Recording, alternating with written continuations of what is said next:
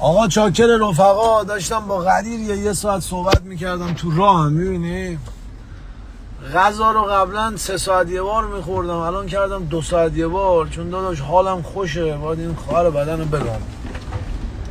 الان میخوام اینجا وایسم یه ماشین رو شستم شد مثل عروسک. بذار سریع به شما نشون بدم اداده آب مابم بگیرم. نگاه کن ببین چی شد. ماشینی که داداشی باش پول در میاره، ماشین کاسبیه منی. آره جاده هم یه 2 ساعت دیگه میرسم. حساب برداریم هیچی، مثل هرچی اومد دیگه. ببینیم چی میاد بالا. اوکی مسواک قاشق فراموش نشود. Just leave it here, okay? Let me keep it for you. Thanks man. Thank you. 6 7 آب گرفتم با این نوشابه که غذا رو بزنم. این پمبنزین اینجاست.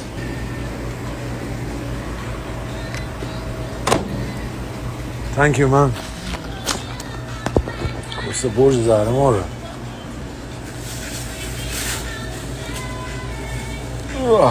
Thanks man. شیر خر تنگ خاری دونه باید یارو خودش مثل انه. ما میگیم thanks man. برای سالم باید غذا خورد. این غذا همه چیه. آتا اشغال که بخوری. یه هم اینه چی فکر کردم $10 لاتاری بخرم. پروردگار چه دیدی؟ شاید اینجا بردم. آشغالان هم میندازم، اینا رو میندازم، یه لاتاری میخرم و داداشی حرکت به سمت سن آنتونیو. 2 ساعت یه بار باید غذا بخورم، شکم بگیرم سری برشون. حاجی تمیزم با خودم حال میکنم. Brother, give me $10 mega million, $10 powerball please. اینجا رو نگاه کن. این نگاه کن. پول همه جای دنیا رو زده، مال ایران هم زده. Oh. Thank you brother, thank you. ای خدای آسمان، نمیخواد زیاد ببریم، در حدی بده که جنبش و خالکوسه داشته باشیم.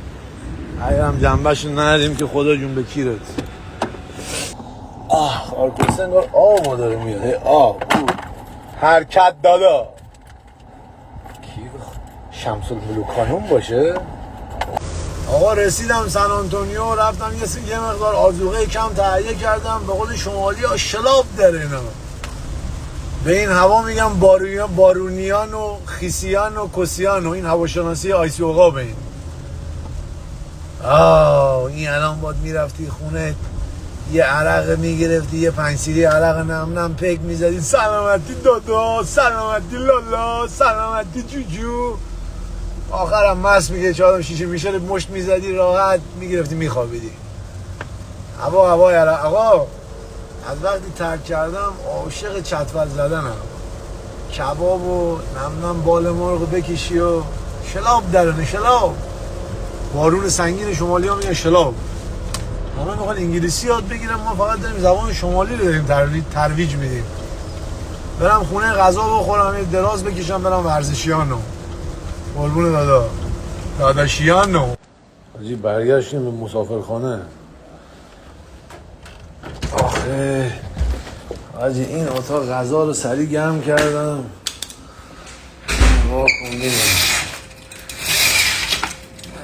بیرونم بارون داره میآید.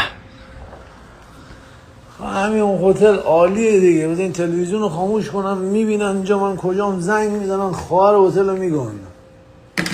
کولر میره برای بالاتر. آخه همینجا بهترین جاست. این چوب بالاش من فکر میکنم مازندرون خوابیدم.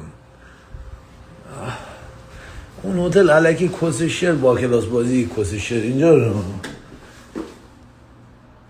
آقا چاکر رفقا، یک چرت تابستانه 10 دقیقه‌ای زدم، چون ما شاهنشاه هستیم دیگه، فقط چرتای کوتاه میزنیم، از حداقل خانواده دربار هستیم. شما مثل من این مثلا خوشحال و سرحال با یک مقدار آرزو میخوابم، بعد 10 دقیقه خالکوسه بیدار میشم. مثل برج زهرمار. حالا الان به نظر شما من پری روز پشت پا زدم، پام درد میکنه، به نظر شما برم این عضلای پا رو رقص بیارم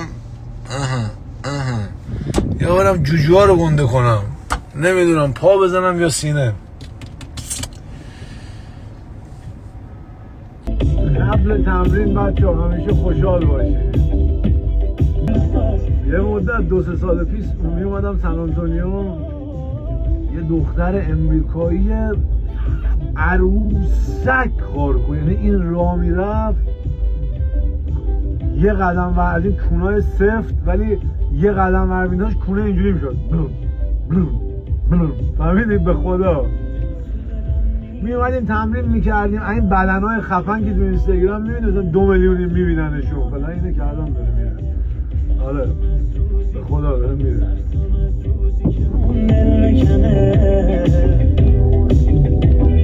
این سر و تا اون سر رو میبندم، اگه بخواد بره، اگه بگه مسافره و میخواد بشه خاطره، نبینم سمتش بیا کسی بخواد دارش کنه، بلدی بخونم دوستم داری باید. آجی بعد با هم خیلی خوب بودیم، دروغ چرا به شما بگم.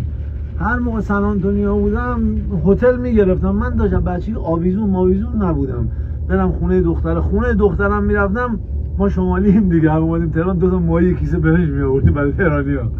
بعد اینجا خونه دختر میرفتم، آجی وسیله میگرفتم و اینا. 1-2 ماه با هم بودیم، ولی هیوستن هم 2 نفر دیگر رو میزدم.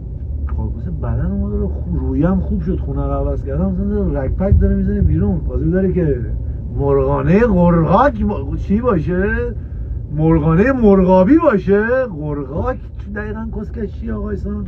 قرقاک همونجوری که تو کنفرانس جوهانسبورگ گفته بودم، از جفتگیری بوقلمون نگاییده و مرغابی گاییده میاد که میشه مرغاق. فهمیدی؟ هیچی، همه چی خوب بود. کسکش یه بار رفتم خونش، وسط سکس اینجوری کرد بریز توی من، گفتم ای اما این خاطرات قبل پودخوریه. بعد حالا میگم آقا ما دیگه با هم خواهر برادریم و همه ناموسی برادریم دیگه، کسگیر ندارین دیگه خودتون با هم دیگه این صحبت‌ها رو میکنین دیگه. اون خانومایی هم که سفرم میذارن دیگه با دوست صمیمی این صحبت‌ها رو میگن. حاجی چیکار کرده بود؟ ای حاجی آقا فلان، ای حاجی رحمتی واقعا اصلا حاجی بعید این صحبت‌ها هست دیگه. حالا من کسمجنگم میگم هیکل از اینا که اگه من باشه استوری میذاشتم الان، باور بکنین حداقل 2 میلیون پوش خانواده رو من میدادن، انقدر کس بود یارو. بعد من کس میگم منظور بدی ندارم و عجیب غریب دیگه هیچ. یهو من اینجوری دیدم داره عاشق وسط سکس یا اینجوری به انگلیسی گفت که حالا فارسی میگم، گفت توی من فلان کن. همونجا تمام کردم. خار کسه تو میدونی که من پدر من خودش بی مادری من بزرگ که دهنش گاییده شد. میکروفون اینوری بزنم صدا بم میاد یه مقدار. آقا خدا بیامرز اونایی که تو بم زلزله اومد، گفتم بم یاد اونا افتادم. اون چه زلزله‌ای بود؟ حالا ولش کن اینا رو. کسکش از کجا میپری؟ از کسکنی میپری تو بم یو خار کسه آلو. یارو چی بود صحبت؟ آها کیر خر چی بود صحبت؟ گفتم من پدر خودم دیدم چه روزایی میشه گریه میکرد، بیمادری داشت ما رو بزرگ میکرد فلان اینا. بعد بهش گفتم آقا من دیگه نمیتونم با تو باشم، من خودمو میکشم. این فکر من از این اواکونایی هستم که مثلا با خانواده بزرگ شدم، وای خودش میکشه. گفتم میخوای خودتو بکشی خار کسه، مسیجای منو بگی پاک کن فقط 2 روز کیر خر نشه. بعد دیدم به من تکست تو خیلی خری کسکش فلان اینا. الان دوباره بهش تکست دادم گفتم میخوام دیگه ببینیم هنوز جواب نداده. خواستم اینو به شما بگم. روی کونش اصلا میتونستی غذا بخوری، اینقدر اینجوری بود خارکسته. من میخوام وایسا کسکش دیگه بابا. برم میگم این کونش که بود به خدا. بعد ما واسه فیلم ببینیم به دخترم میگفتم ببین فقط با شورت باش، یه جوراب سفید بپوش، چون عکس مکسا خارج مارج نشون میده. بعد میگفتم مثلا تو دمر باش، مثلا داریم مثلا فیلم نگاه نمیکردم، من فقط فکر کون بودم. اون خود آمریکایی بود، موی بلون عروسک به جان قدیر. حالا من رو نکردم دختر، هیچ وقت جلوی دوربین نمیرم. من اینجوری نبینین کسمشنگ سادم، یعنی چیزای بالا باشون میپریدم اون موقع. الان که دیگه جلو شدیم رفیچی. بعد فیلم که نگاه میکردیم من سر من روی کولین بود، به خدا دارم بهت میگم کونه خالکوسه مثل تاخچه بهت میگم. بعد فیل کمر مثلا یه چیزی دیگه. بعد کرک طلایی روی کمرش داشت. این کسه آدم میپرونه خاک تو سرت بکنن آشغال کثافت. من برم حالم خودم به هم داره میخوره.